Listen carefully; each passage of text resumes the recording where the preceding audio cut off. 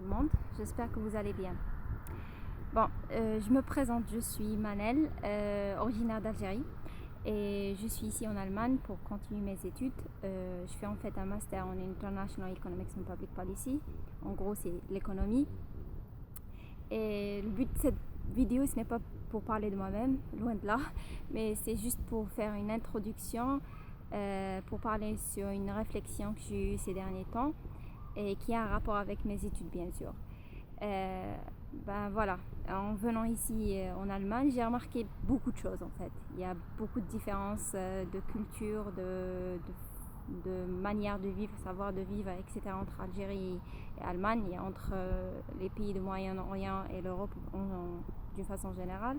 Mais ce qui m'a le plus marqué en fait, et quand je dis ici, je parle de la communauté universitaire et scientifique bien sûr, c'est la facilité avec laquelle les professeurs ou les étudiants aussi ont de dire je ne sais pas.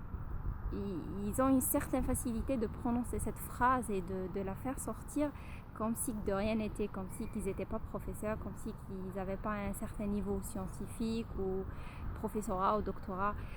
Et n'empêche que ça ne les a pas empêchés de le dire, qu'ils ne savent pas quand ils ne le savent pas. Au début, dans les TD, je remarquais que les profs préparaient leur TD, mais d'une façon vraiment méticuleuse. Ils écrivaient les solutions, ils avaient toutes les solutions sur eux et tout ça. Et quand on leur posait une question qui était hors du sujet, peut-être s'ils n'avaient pas l'information, la solution à la question, il dirait ok, je vais vous répondre la prochaine fois, je ne veux pas écrire une solution comme ça improvisée. Et il nous laisse comme ça et il nous donne la réponse la semaine prochaine ou la semaine d'après. Au début je me suis dit waouh, ça ne doit pas se passer comme ça quand même. Un professeur doit être quand même compétent, il doit connaître toutes les réponses aux questions qui peuvent être posées tout au long du cours ou le TD. Et là, comme on dit, j'avais tout faux en fait.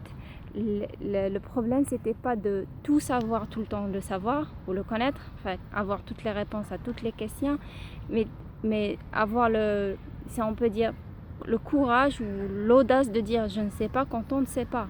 Parce que ces profs-là ou ces étudiants-là ou ces personnes-là, ils se sont oubliés de l'histoire. Leur but ou leur objectif était de faire transmettre une information juste, pas de se faire voir ou de se faire croire ou de se faire croire qu'ils sont de bons professeurs ou qu'ils connaissent tout ou ils savent tout. C'était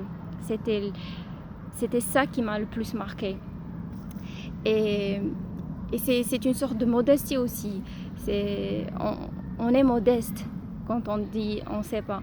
On s'ouvre à d'autres possibilités, on s'ouvre à d'autres options.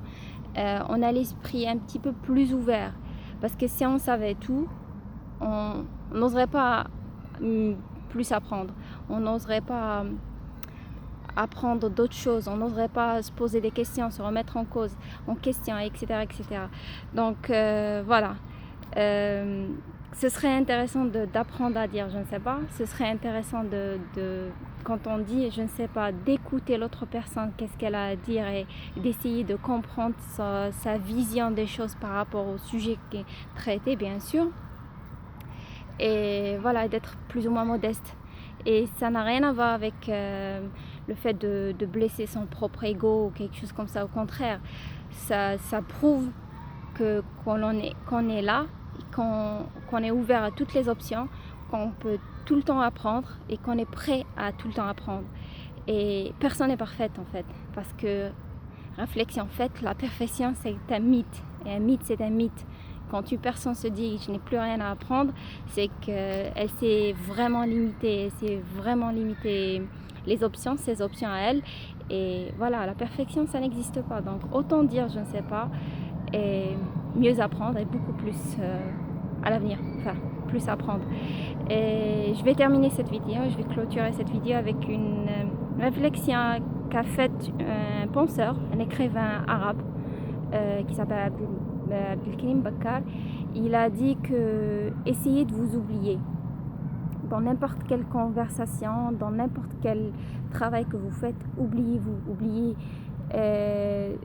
la reconnaissance que vous pouvez avoir après avoir fait un travail, oubliez les éloges que vous pouvez recevoir après avoir fait un travail, oubliez-vous, concentrez-vous sur ce que vous pouvez donner et faites-le d'une façon mais vraiment pure et sincère.